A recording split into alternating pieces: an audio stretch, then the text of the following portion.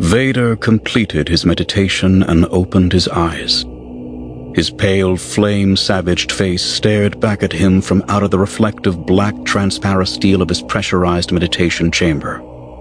Without the neural connection to his armor, he was conscious of the stumps of his legs, the ruin of his arms, the perpetual pain in his flesh. He welcomed it. Pain fed his hate, and hate fed his strength. Once, as a Jedi, he had meditated to find peace. Now he meditated to sharpen the edges of his anger. He stared at his reflection a long time. His injuries had deformed his body, left it broken.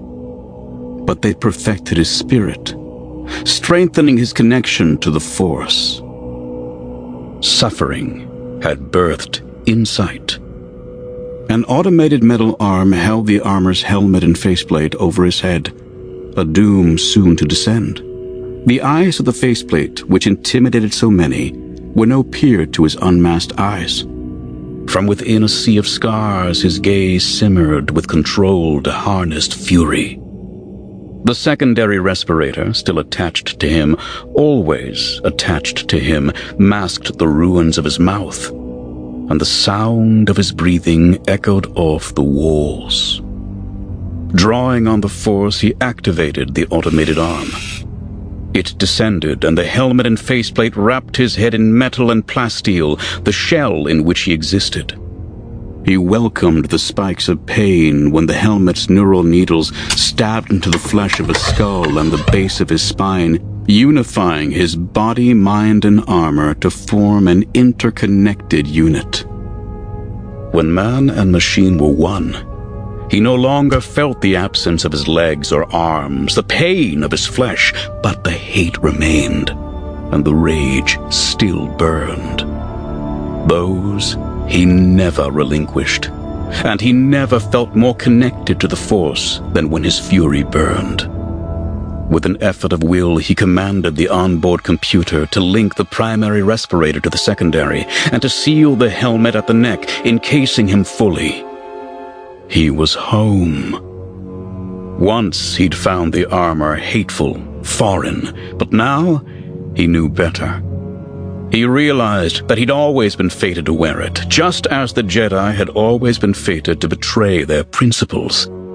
He'd always been fated to face Obi-Wan and fail on Mustafar, and in failing, learn.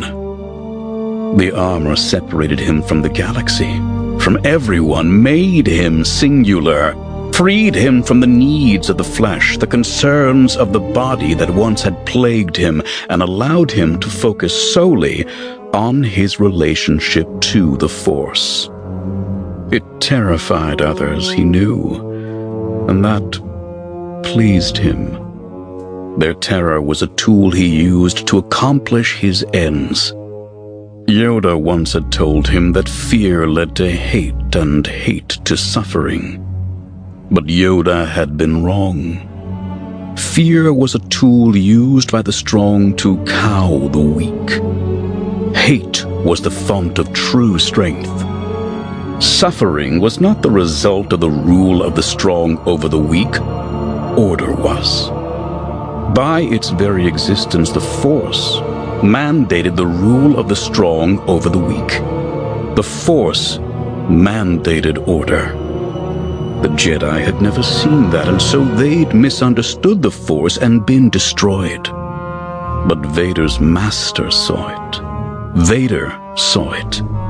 And so they were strong. And so they ruled.